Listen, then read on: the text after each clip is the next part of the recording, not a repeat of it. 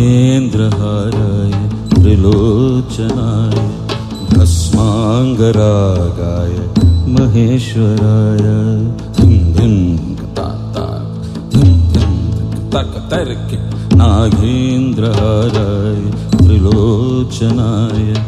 भस्मांगरागाय महेश्वराय नित्याय शुद्धाय दिगंबराय तस्मै शिखाय नमः शिवाय तस्मै नकाराय नमः शिवाय